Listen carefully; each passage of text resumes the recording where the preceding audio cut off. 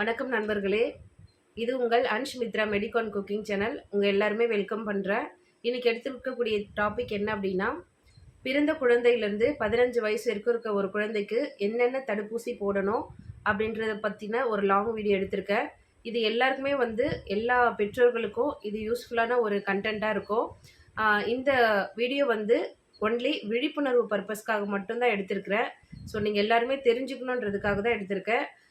தடுப்பூசியை பொறுத்த வரைக்கும் மருத்துவருடைய ஆலோசனைப்படி தான் வேக்சினாக போடணும். அதனால் இந்த வீடியோ விழிப்புணர்வு சம்மந்தமான ஒரு வீடியோ மட்டும்தான்.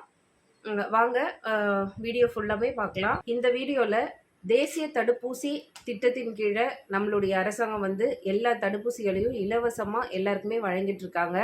அதை பற்றின ஒரு ஃபுல் வீடியோ தான் இப்போ நம்ம பார்க்க போகிறோம்.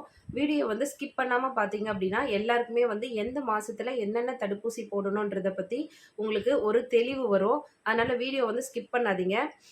கிட்டத்தட்ட பிறந்த குழந்தை முதல் 15-16 வயசு வரைக்குமே இருக்கிற குழந்தைங்களுக்கு கட்டாயமாக நம்மளுடைய தமிழ்நாடு அரசு தேசிய திட்டத்தின் கீழே தடுப்பூசி போட்டுன்னு இருக்காங்க. முற்றிலும் இலவசமாக தான் இந்த தடுப்பூசிகளை போடுறாங்க. ஸோ எல்லா குழந்தைங்களுக்குடைய அம்மாக்களும் அப்பாக்களும் நீங்கள் இதை தவறாமல் இந்த தடுப்பூசியை செலுத்தணும்.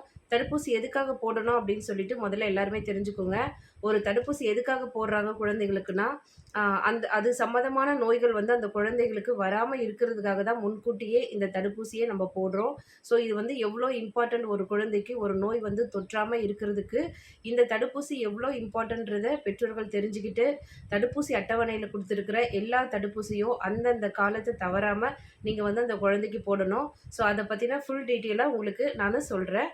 நான் உங்கள் செவிலியர். இந்த தடுப்பூசி அட்டையிலேயே எல்லா விவரங்களும் தெளிவாக தமிழில் எழுதியிருப்பாங்க. உங்களுக்கு எந்த சந்தேகம் இருந்தாலும் இந்த அட்டையை பார்த்தீங்கனாலே உங்களுக்கு எல்லாமே விடை கிடைச்சிரும். ஸோ தடுப்பூசி எந்தெந்த மாதத்தில் போடணும் அப்படின்னு சொல்லிட்டு வாங்க வீடியோவில் நான் உங்களுக்கு கிளியராக சொல்லி கொடுக்குறேன். ஃபஸ்ட்டு குழந்தை பிறக்குது. பிறந்த அப்போவே என்னென்ன தடுப்பூசி போடுவாங்க, மருத்துவமனையிலேயே பிறந்த உடனே போடக்கூடிய தடுப்பூசிகளை உங்களுக்கு மருத்துவமனையிலேயே போட்டுட்டு தான் உங்களை டிஸ்சார்ஜே பண்ணுவாங்க. ஸோ குழந்தை ஆரோக்கியமாக இருக்குது அப்படின்னா குழந்தை பிறந்த அப்போவே பிசிஜி வேக்சின் போடுவாங்க, விட்டமின் கே போடுவாங்க இன்ஜெக்ஷன். அதுக்கப்புறம் ஹெப்படைட்டிஸ் பின்றது மஞ்சக்காமலை வராமல் இருக்கிறதுக்காக போட்டுருவாங்க, மற்றும் சொட்டு மருந்து போடுவாங்க. இந்த 4மே பிறந்த உடனே குழந்தைக்கு போட்டுட்டு தான் நீங்கள் மருத்துவமனையிலேருந்தே வெளியே வருவீங்க. நான் சொல்கிறது ஒரு ஆரோக்கியமாக இருக்கிற ஒரு குழந்தைக்கு மருத்துவர் பரிசோதிச்சுட்டு தான் உங்களுக்கு அந்த தடுப்பூசியை போட சொல்லுவாங்க. ஸோ கவர்மெண்ட் ஹாஸ்பிட்டலில் இது எல்லாமே இலவசம். ஸோ நீங்கள் பிறந்த குழந்தைக்கு இந்த 4மே போட்டுட்டு தான் வீட்டுக்கு வரணும். சரிங்களா? அடுத்தது 45 நாள் ஆயிடுச்சு, அதாவது 6 வாரம் ஆன உடனே உங்களுக்கு அடுத்த வேக்சினை போடணும். 6 வாரம் முடிஞ்ச உடனே 45வது நாள் முடிஞ்சதுக்கு அப்புறமா நீங்கள் உங்களுடைய கிராமப்புற செவிலியர் எங்கே இருப்பாங்கன்னு சொல்லிட்டு முன்கூட்டியே அவங்கக்கிட்ட கேட்டு அறிஞ்சிட்டு நீங்கள் குழந்தையை தூக்கிட்டு வேக்சின் போடுற இடத்துக்கு நீங்கள் போயிடணும். சரிங்களா? இது 45 நாட்கள் ஆயிடுச்சு அப்படின்னா ஒரு தாய்மார் ஒரு குழந்தையை எடுத்துன்னு தடுப்பூசிக்கு போகணும். அங்கே 2 வகையான சொட்டு மருந்து கொடுப்பாங்க. அதாவது 1.5 மாத குழந்தைக்கு முதல்ல போலியோ சொட்டு மருந்து 2 சொட்டு விடுவாங்க. அதுக்கப்புறம் ரோட்டான்ற சொட்டு மருந்துமே 2 ml போட சொல்லி இப்போ அரசாங்கம் சொல்லியிருக்காங்க. ஸோ 2 ml கிட்ட அதுவும் ஒரு வகையான சொட்டு மருந்து, அதுவுமே குழந்தைக்கு 45 நாட்களில் போட்டுருவாங்க. அதுக்கப்புறம் மொத்தம் 1.5 மாதத்தில் எத்தனை ஊசி போடுவாங்க அப்படின்னு கேட்டிங்கன்னா அதுக்கும் உங்களுக்கு பதில் சொல்கிறேன். அதாவது வலது கைக்கு மேலே ஐபிவின்ற ஒரு வேக்சின் போடுவாங்க. இடது தொடையில் இல்லது வலது தொடையில் பென்டாவேலண்ட்டுன்னு ஒரு தடுப்பூசி, மற்றும் பிசிவின்னு ஒரு தடுப்பூசி, மொத்தமாக 3 ஊசி போடுவாங்க. 2 வகையான சொட்டு மருந்து கொடுப்பாங்க. எப்போ அப்படின்னா 45 நாளாவதுல. இது கவர்மெண்ட் ஹாஸ்பிட்டலில் போடுற வேக்சின் மட்டும்தான் நான் சொல்கிறேன். தனியாரில் வித்தியாசப்படும். அவங்க மருத்துவருடைய ஆலோசனைப்படி அவங்க தடுப்பூசி போடுவாங்க. நான் நம்மளுடைய அரசாங்க மருத்துவமனையில் என்ன வேக்சின் போடுறாங்கன்றதை தான் உங்களுக்கு நான் சொல்கிறேன். தடுப்பூசி போட்டு முடித்ததுமே நீங்கள் அங்கே 1 மணி நேரம் இல்லை 1/2 மணி நேரம் வெயிட் பண்ணிவிட்டு, அதாவது என்ன ஆலோசனைகள் மருத்துவர் சொல்கிறாங்களோ அதை கேட்டுட்டு தான் நீங்கள் வீட்டுக்கு வரணும். வீட்டுக்கு வந்ததுக்கப்புறமா மருத்துவர் ஒரு சாதாரண காய்ச்சல் வர்றதெல்லாம் வந்து நார்மல். அதனால உங்களுக்கு காய்ச்சலுக்கான டானிக்கும் உங்களுக்கு குடுத்து அனுப்புவாங்க. ஸோ அவங்களுடைய பரிந்துரையின் படியில எவ்வளோ வந்து குடுக்கணுன்றத கேட்டு வந்து நீங்க குழந்தைய பார்த்துக்கணும். ஒரு சாதாரண காய்ச்சல், வீக்கம் எல்லாமே வந்து நார்மல் தாங்க. ஆ என்னென்ன வந்தா மருத்துவமனைக்கு வரணுன்றத நீங்க அப்பவே மருத்துவர்கிட்ட கேட்டுட்டு தான் வீட்டுக்கு வரணும். சரிங்களா? இப்ப வந்து 1 1/2 மாசத்துக்கான தடுப்பூசிகள பத்தி உங்களுக்கு நானு தெளிவா சொல்லிட்டேன். 2வது வந்து 10வது வாரம், அதாவது 2 1/2 மாசத்துக்கு மறுபடியும் நீங்க தடுப்பூசி போடுறதுக்கு குழந்தைய அழைச்சிட்டு வரணும் மருத்துவமனைக்கு. அப்போ என்னென்னலாம் வேக்சின் போடுவாங்கன்னு உங்களுக்கு சொல்றேன். ஃபர்ஸ்ட்டு வந்து அதே மாதிரி முதல் தவணையில போட்ட மாரி 2வது தவணையிலயும் உங்களுக்கு சொட்டு மருந்து போடுவாங்க. போலியோ சொட்டு மருந்து 2 சொட்டு போடுவாங்க.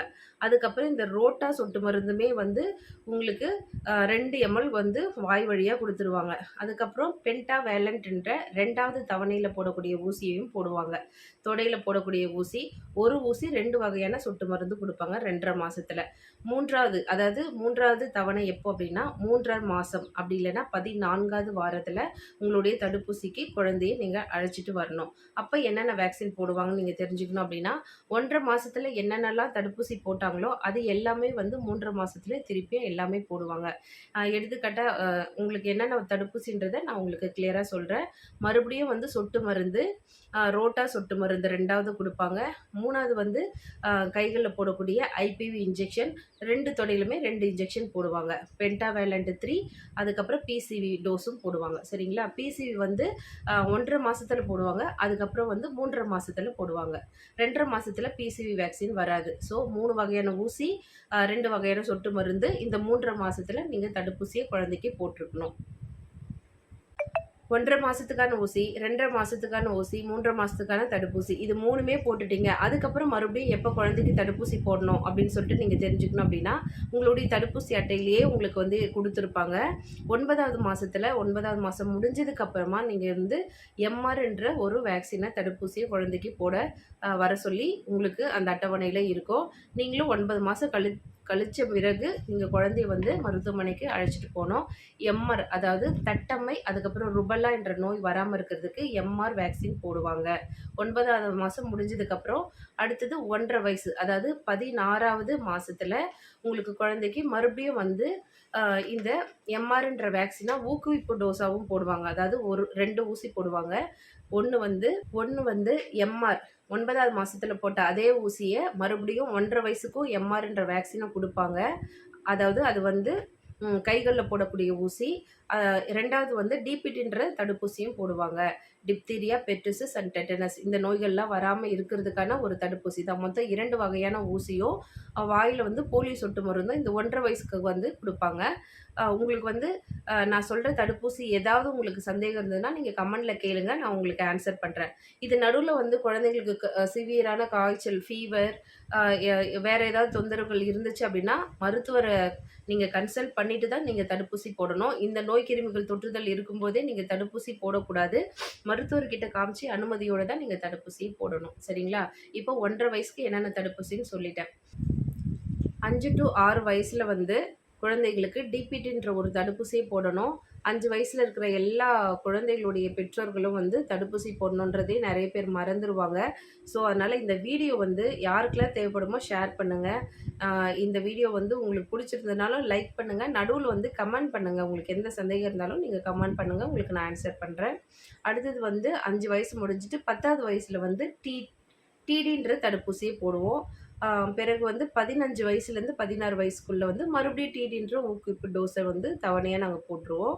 ஸோ இது வந்து பிறந்த குழந்தை முதலிருந்து 15, 16 வயசு வரைக்குமே இருக்கிற குழந்தைகள் வரைக்கும் போடக்கூடிய தடுப்பூசிகள் எல்லாமே உங்களுக்கு நான் கிளியரா சொல்லியிருக்கேன். ஒரு சிறிய தடுப்பூசி உங்க குழந்தைகள வந்து பல நோய்கள்லேருந்து காப்பாத்தும். அதனால வந்து தடுப்பூசி தவறாமல் வந்து குழந்தைங்களுக்கு போட்டுக்கொள்ளுங்க. இந்த வீடியோ வந்து உங்களுக்கு ரொம்ப பயனுள்ளதா இருந்ததுன்னா, என்னுடைய சேனலை சப்ஸ்கிரைப் பண்ணிக்கோங்க. கமெண்ட் பண்ணுங்க, லைக் பண்ணுங்க. சப்ஸ்கிரைப் பண்ணிட்டு உங்க ஃப்ரெண்ட்ஸ்க்கு யாருக்காவது தேவைப்பட்டுச்சு அப்படின்னா, இந்த வீடியோ ஷேர் பண்ணுங்க. இவ்வளோ நேரமா என்னுடைய சேனல்ல இந்த வீடியோவ பார்த்ததுக்கு எல்லாருக்குமே ரொம்ப நன்றி. என்னுடைய சேனல் சப்ஸ்கிரைப் பண்ணி வச்சுக்கிங்கன்னா, ஃபர்தரா நான் போடுற எல்லா பயனுள்ள வீடியோவும் வந்து உங்களுக்கு நல்ல யூஸ்ஃபுல்லா இருக்கும். ஸோ, அதனால சேனலை மறக்காம சப்ஸ்கிரைப் பண்ணிக்கோங்க.